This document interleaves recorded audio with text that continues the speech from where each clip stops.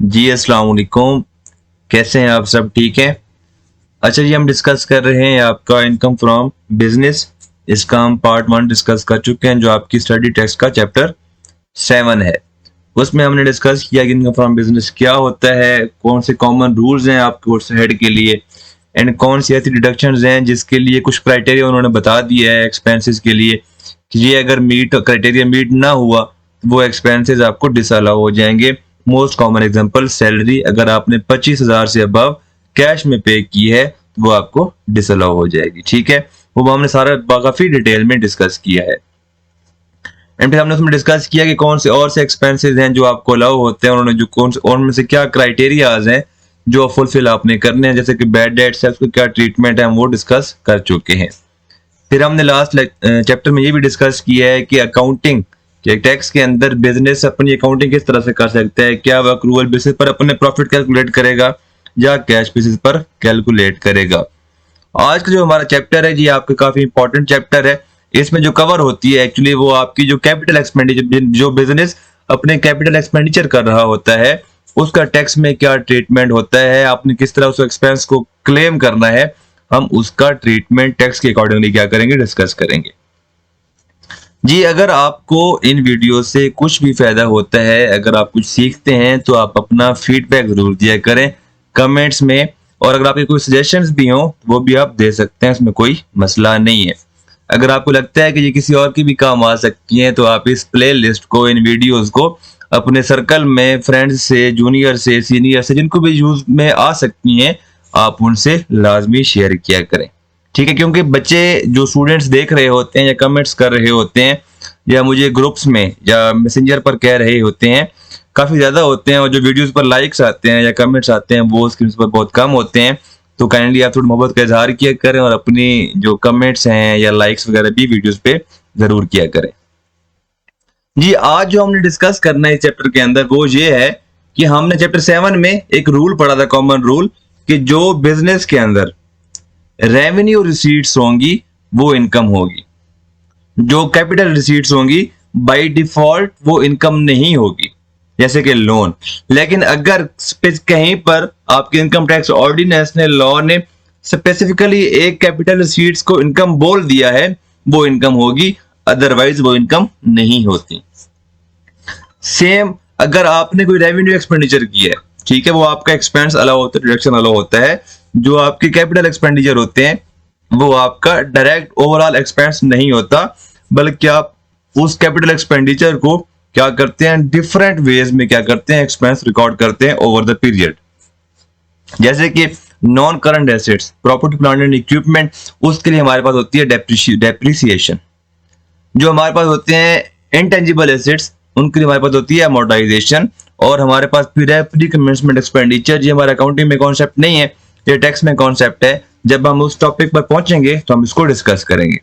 जी, आज हम जहां से स्टार्ट करते हैं कि लॉ कहता है, इनकम टैक्स ऑर्डिनेंस कहता है कि एक पर्सन अगर अपने बिजनेस में कोई डेप्रिसिएबल एसेट यूज कर रहा है तो उस पर उसको डेप्रिसिएशन एक्सपेंस अलाउ होगा। कि अगर एक पर्सन अपने बिजनेस में डेप्रिसिएबल एसेट यूज कर रहा है तो उस पर उसको डेप्रिसिएशन एक्सपेंस अलाउ होगा।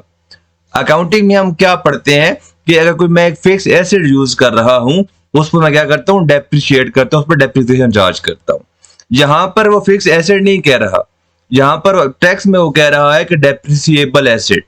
फिर मुझे यहां पर ये पहले जानने की जरूरत है कि यार वो डेप्रिशिएबल एसेट है क्या, क्योंकि मुझे पता है कि डेप्रिसिएशन क्या है। डेप्रिसिएशन क्या है? Allocation of cost of an asset over it's useful life. लेकिन यहां पर टैक्स में क्या होगा? Allocation of cost of depreciable asset over given rate या यूजफुल लाइफ।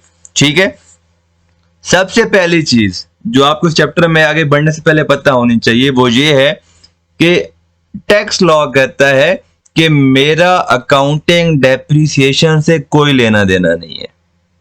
ठीक है, मैं जिस चीज को मानता हूं वो क्या है, मेरी टैक्स डेप्रिसिएशन। जो मैंने लॉ बताए हैं मैं आपने वो फॉलो करने हैं, वो रूल्स फॉलो करने हैं और अपना डेप्रिसिएशन एक्सपेंस टैक्स रूल्स के अकॉर्डिंगली कैलकुलेट करना है और अपने प्रॉफिट्स में से लेस कर देना है। तो जो मेरा अकाउंटिंग प्रॉफिट होता है, जो मैं अपने अकाउंटिंग प्रॉफिट कैलकुलेट करता हूं, उसमें मैंने क्या किया होता है, ये लेट्स पेपर अमाउंट थी 10,000 रुपए, ठीक है। इसमें से मैंने अपनी अकाउंटिंग डेप्रिसिएशन लेस की होती है। इसमें से जो मैंने अकाउंटिंग के अकॉर्डिंगली, IAS 16 के accordingly, property plant and equipment के अकॉर्डिंगली जो मैंने अपना डिस्पोजल लॉस कैलकुलेट किया होता है वो इसमें से लेस किया होता है। या जो मैंने IAS 16 के अकॉर्डिंगली इसमें से अपना जो डिस्पोजल गेन होता है वो इसमें ऐड किया होता है। जब मैं रिवैल्यूएशन करता हूं उसके अंदर IAS 16 में, तो जो मुझे लॉस आता है जो मेरे रिवैल्यूएशन गेन से इंक्रीज कर जाता है, ठीक है, उसको मैं कहां पर चार्ज करता हूं, प्रॉफिट एंड लॉस में चार्ज करता हूं। तो वो भी जो लॉस होता है वो मेरे प्रॉफिट बिफोर टैक्स में क्या होता है, एडजस्ट हुआ होता है। तो सबसे पहले जब एक आपके पास बिजनेस का न्यूमेरिकल आएगा, तो अगर वो अकाउंटिंग प्रॉफिट से शुरू हो रहा है, आपको डाटा गिवन है, तो आपने क्या चीजें ढूंढकर ऐड कर देनी है, अकाउंटिंग डेप्रिसिएशन ऐड कर देनी है, जितनी अमाउंट है क्वेश्चन में गिवन होगी। फिर आपने कर देना है ऐड अकाउंटिंग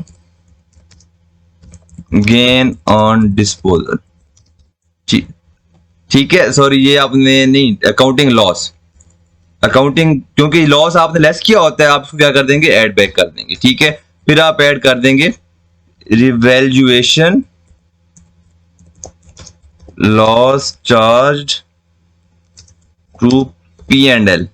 आपको पता है कि रिवैल्यूएशन लॉस दो जगह पे चार्ज होता है, एक चार्ज होता है आपके प्रॉफिट एंड लॉस में, एंड एक चार्ज होता है आपके रिवैल्यूएशन OCI में, अदर कॉम्प्रिहेंसिव इनकम में।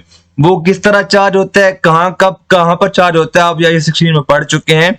तो आपने जो वाला रिवैल्यूएशन लॉस चार्ज किया होता है प्रॉफिट एंड लॉस में, आप वो यहां पर ऐड बैक करेंगे, ठीक है ना, क्योंकि जो चार्ज हो रहा होता है OCI में, अदर कॉम्प्रिहेंसिव इनकम में, वो तो आपका प्रॉफिट बिफोर टैक्स का पार्ट बनता ही नहीं है, तो उसको यहां पर एडजस्ट करने की कोई जरूरत नहीं है। फिर आप लेस करेंगे यहां पर अकाउंटिंग गेन ऑन डिस्पोजल, ठीक है। तो यहां पर अब आपने जो अकाउंटिंग की जो चीजें थी आपने क्या कर दी, लेस कर दी, ठीक है, आपने क्या कर दी, एडजस्ट कर दी। आप फिर यहां पर लेस करेंगे टैक्स डेप्रिसिएशन। जो हम सीखेंगे कि टैक्स की डेप्रिसिएशन किस तरह से कैलकुलेट करते हैं, वो आपने कैलकुलेट करने के बाद यहां पर लेस कर देनी है। अगर आपको टैक्स के अकॉर्डिंगली आपका जो था यहां पर लॉस था डिस्पोजल पर, अकाउंटिंग के अकॉर्डिंगली आपने ऐड बैक कर दिया। अगर आपने टैक्स की वर्किंग की है, किस तरह वर्किंग करनी है हम सीखेंगे, ठीक है। अगर आपने टैक्स के accordingly tax loss on disposal, वो अब यहां पर क्या कर देंगे, लेस कर देंगे। अगर आपको आया है गेन, टैक्स गेन, आपने टैक्स के अकॉर्डिंग वर्किंग की, आपको डिस्पोजल पर क्या आ गया, गेन आ गया, ठीक है। अब यहां पर क्या कर देंगे, ऐड कर देंगे। तो ये वाला जो होना है ट्रीटमेंट, आपका डेप्रिसिएशन वाला जो पोर्शन है उसमें हमें जो चीजें कैलकुलेट करनी है वो ये सारी चीजें हमने फाइनल फाइंड आउट करनी, जो हमारे न्यूमेरिकल में इस तरह से क्या होंगी, एडजस्ट होंगी। अब हम देखते हैं, सीखते हैं कि डेप्रिसिएशन क्या है, किस तरह से कैलकुलेट करनी है, और मैंने टैक्स लॉस किस तरह से कैलकुलेट करना है, टैक्स गेन मैंने किस तरह से कैलकुलेट करना है। जी हम यहां से देखते हैं सेक्शन 22 आपको डील करते हैं डेप्रिसिएशन से। वो कहता है कि डेप्रिसिएशन इन द फॉलोइंग मैंने आपको अलाउ है, a person is allowed A deduction for the depreciation of the persons depreciable assets जो कि बिजनेस में उस साल यूज हुए होंगे। तो मुझे पहले क्या समझने की जरूरत है कि डेप्रिशिएबल एसेट्स क्या होते हैं। ये डेप्रिशिएबल एसेट्स वही होते हैं जो आपकी अकाउंटिंग में डेप्रिशिएबल एसेट्स होते हैं, ठीक है ना। यहां पर वो कह रहा है कि means any tangible movable property, ठीक है, जहां पर कह रहा है टेंजिबल मूवेबल प्रॉपर्टी। इनटेंजिबल को हम सेपरेटली क्या करेंगे, डील करेंगे। और फिर वो कह रहा है कि इमूवेबल प्रॉपर्टी, ठीक है, इमूवेबल प्रॉपर्टी में आपका लैंड होता है एंड आपकी बिल्डिंग होती है। फिर वो आगे कह रहा है एक्सेप्शन में अदर देन अनइम्प्रूव्ड लैंड, मीन के जो आपका लैंड पड़ा हुआ है वैसे फारिग का फारिग, वो आपका डेप्रिशिएबल एसेट नहीं है, उस पर आप डेप्रिसिएशन चार्ज नहीं करेंगे। अगर एक इमूवेबल प्रॉपर्टी आपका डेप्रिशिएबल एसेट ना हो तो वो कौन सा एसेट होता है? कैपिटल एसेट होता है। ये हम कैपिटल गेन वाले चैप्टर में डिटेल में डिस्कस कर चुके हैं, ठीक है। और structural improvement to immovable property, ठीक है। अगर आपने साथ में कोई स्टेयर्स लगा दी हैं, लोहे की लगा दी हैं, या आपने वैसे कंस्ट्रक्शन करवा दी है, तो जो भी इंप्रूवमेंट होगी इमूवेबल प्रॉपर्टी में वो आपका क्या है? डेप्रिशिएबल एसेट है। ओन्ड बाय ए पर्सन, मैं ये मैंडेटरी है कि वो जो एसेट हो वो किसकी ऑनरशिप में हो? उस बिजनेस की ऑनरशिप में हो। वो business as a individual business हो या एज ए पार्टनरशिप बिजनेस हो या एज ए कंपनी हो, ये मैटर नहीं करता, लेकिन वो ऑनरशिप में हो उस पर्सन की जो उसको यूज कर रहा है, तभी वो क्या होगा? डेप्रिशिएबल एसेट होगा। That has normal useful life exceeding 1 year. ये वही सेम बात है जो आपकी अकाउंटिंग में आपने पढ़ी हुई है कि अगर आपका एक एसेट नॉन करंट तब होगा जब उसकी यूजफुल लाइफ 1 साल से ज्यादा होगी। अगर वो करंट है, ठीक है, तो वो जो करंट आपका क्या हो जाती है? वो आपका रेवेन्यू एक्सपेंडिचर हो जाता है, तो आप उसको उसी साल में क्या करते हैं? पूरे का पूरा एक्सपेंस आउट कर देते हैं। is likely to lose value as a result of normal wear and tear, mean अगर आप उसको यूज करते हैं, बिजनेस में यूज करते हैं, तो आपकी जो बिजनेस की एसेट की वैल्यू है वो क्या होती है? डिक्रीज होती है। जैसे कि जब आप कार को यूज करते हैं या आप मशीनरी को यूज करते हैं, अगर आप कोई भी इक्विपमेंट आप यूज करते हैं तो उसको यूज करने की वजह से उसकी वैल्यू में डिक्रीज आता है। मीन अगर आपने चीज ₹1,00,000 की परचेज की है, साल यूज की है, तो ऑटोमेटिकली वो साल बाद 80,000 की बिकेगी, 70,000 की बिकेगी, ठीक है ना। अजय है उसकी वैल्यू में लूज आपकी क्या आ रहा है? डिक्रीज आ रहा है, वो अपनी वैल्यू लूज कर रहा है क्योंकि आप उसको यूज कर रहे हैं। एंड इज यूज्ड होली और partially by the person in driving income from business chargeable to tax. पहली दो कंडीशंस तो मीट हो जाएंगी हर एसेट के केस में। कार, ठीक है, आप यूज कर रहे होते हैं, आपके अपनी बिल्डिंग घर की आप यूज कर रहे होते हैं। वो फिर थर्ड कंडीशन क्या है? वो डेप्रिशिएबल एसेट तब होगा जब आप वो बिजनेस में यूज कर रहे होंगे। बेशक आप सारा का सारा बिजनेस में यूज कर रहे हैं या पार्शियली यूज कर रहे हैं, ये दोनों केसेस में क्या होगा? डेप्रिशिएबल एसेट होगा। अगर आप फुल यूज उसको कर रहे हैं बिजनेस के अंदर, तो उस केस में आप क्या ट्रीटमेंट करना है डेप्रिसिएशन का, या आप पार्शियली यूज कर रहे हैं बिजनेस के अंदर, उस केस में क्या ट्रीटमेंट करना है, हम सारा कुछ इस चैप्टर में डिटेल में डिस्कस करेंगे स्टेप बाय स्टेप, ठीक है। फिर वो कह रहा है but shall not include any tangible movable property, immovable property और structural improvement to immovable property in relation to which a deduction has been allowed under an other section of this ordinance. ठीक है, कि अगर आपने ऐसा expenditure किया है जिसका आपको किसी और सेक्शन के अंदर ऑलरेडी एक्सपेंस अलाउ हो गया है, डिडक्शन अलाउ हो गई है उस एक्सपेंडिचर की वजह से, तो फिर वो वाला जो एक्सपेंडिचर है आपका डेप्रिसिएबल एसेट नहीं होगा। अगर आप उसको वहां पर डिडक्शन क्लेम कर लेते हैं और आप यहाँ पर डेप्रिसिएबल एसेट शो करके डेप्रिसिएशन भी चार्ज कर लेते हैं, तो आपका जो एक्सपेंस ओवरस्टेट हो जाएगा और आपकी इनकम अंडरस्टेट हो जाएगी। और ये चीज आपका जो है FBR है, इसको बिल्कुल भी पसंद नहीं है। ठीक है, फिर वो कह रहा है कि हमने आपका जो चैप्टर था इनकम फ्रॉम प्रॉपर्टी, उसमें हमने देखा था, हमने वहां पर ये चीज डिस्कस की थी कि यहाँ पर हमारे पास एक आयकर स्कीम आई हुई है जो बैंक क्या कहते हैं, जिसको हम कहते हैं इस्लामिक फाइनेंशियल इंस्टीट्यूशन लाइसेंस। ठीक है ना, जैसे कि आपका मिजान बैंक है, वो क्या कहते हैं कि जनाब 1 करोड़ रुपए हम आपको देते हैं, घर लेकर देते हैं। ठीक है, आप हमें उस पर इंटरेस्ट पे ना करें, आप उस पर हमें कोई मार्कअप पे ना करें, आप क्योंकि हमने आपको लेकर दिया है 1 करोड़ रुपए का, आप हमें 5 सालों में वो 1 करोड़ रुपए वापस करें, क्योंकि ये बिजनेस घर हमने परचेज किया है, तो आप हमें इसका एक रेंट, मंथली रेंट 5,000, 10,000, 12,000, ठीक है ना, वो आप पे करें। वो मार्कअप को रेंट का नाम दे देते हैं, तो उसमें हम कहते हैं कि यहाँ पर जो ऑनरशिप है वो ज्वाइंट ऑनरशिप है।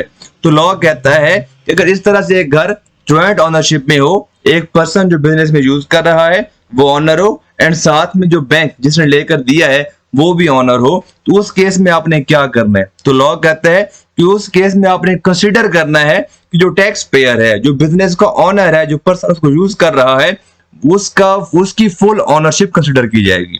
ठीक है, इसका आगे टैक्स ट्रीटमेंट पे क्या असर होगा हम ये देखेंगे।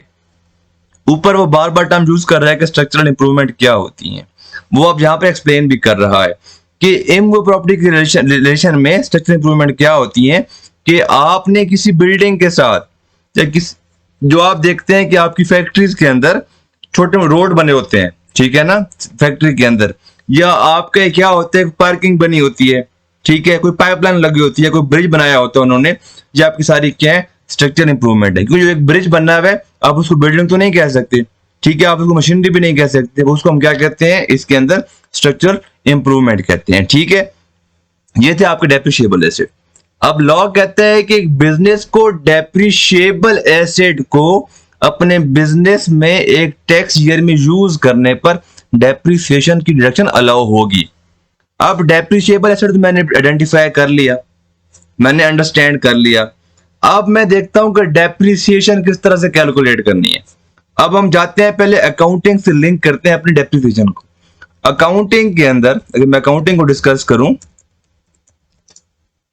ठीक है, अकाउंटिंग में आपने डेप्रिसिएशन के पढ़े होंगे 4 मेथड, ठीक है, लेकिन आपने इन डिटेल पढ़े होंगे 2 मेथड। आपने 4 कौन से पढ़े हैं पहले वो डिस्कस कर लेते हैं, मैं आपको बता देता हूं। आपने पढ़ा है स्ट्रेट लाइन मेथड, ऐसी बात है। फिर आपने पढ़ा है रिड्यूसिंग बैलेंस मेथड या WDV method, RBM reducing balance method and या और WDV मेथड, ये दोनों एक ही चीज है, ठीक है। फिर आपने क्या पढ़ा है, आपने फिर पढ़ा है यूनिट्स ऑफ प्रोडक्शन मेथड। चौथा आपने पढ़ा है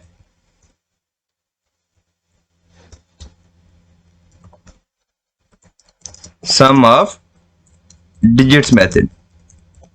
ये आपके 4 मेथड हैं जो हम कॉमनली क्या पढ़ते हैं अकाउंटिंग में एज ए डेप्रिसिएशन के पढ़ रहे होते हैं। लेकिन जो मोस्ट कॉमन है आपकी सीए में जो टेस्ट हो रहे होते हैं या आपको टीचर्स करा रहे होते हैं वो आपके 2 हैं।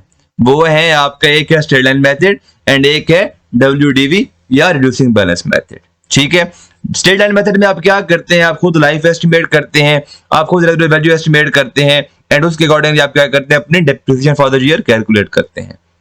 सेम फॉर RBM, आप क्या करते हैं जो RBM का रेट कैलकुलेट करने के आपके क्या चीजें यूज होती है, residual value, cost and useful life, ठीक है। कॉस्ट तो आप डिटरमिन कर लेते हैं, आपके पास होती है, तो रेजुलर वैल्यू एंड यूजफुल लाइफ आप क्या करते हैं एस्टिमेट लगाते हैं और आप अपना रेट कैलकुलेट करते हैं। आप अपने एस्टिमेट्स को चेंज करके अपने रेट को क्या कर सकते हैं मैनिपुलेट कर सकते हैं, आपका एक्सपेंस भी क्या हो सकते हैं मैनिपुलेट हो सकता है।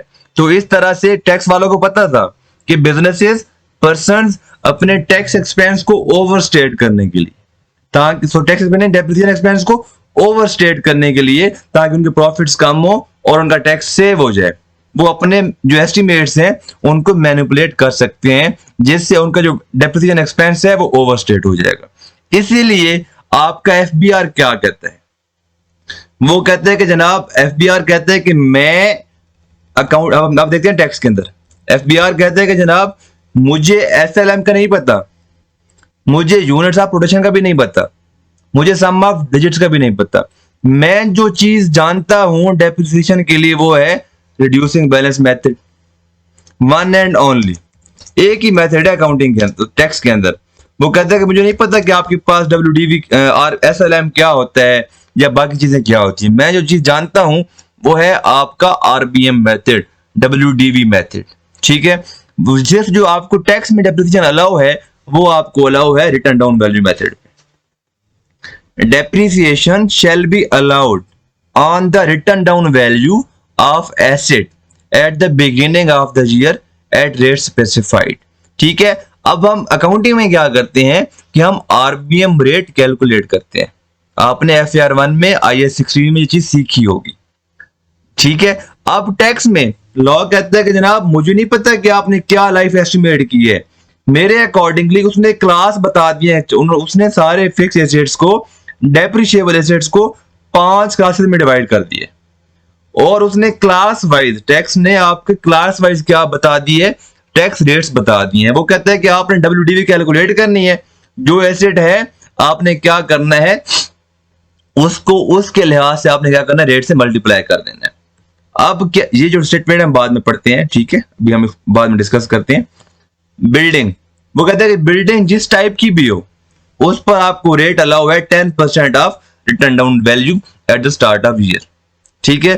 Furniture including fittings, machinery and plant, ठीक है, नॉट अदरवाइज स्पेसिफाइड। अगर कुछ स्पेसिफिक उन्होंने बता दी है तो उस केस में अलग रेट होगा, अदरवाइज यही होगा।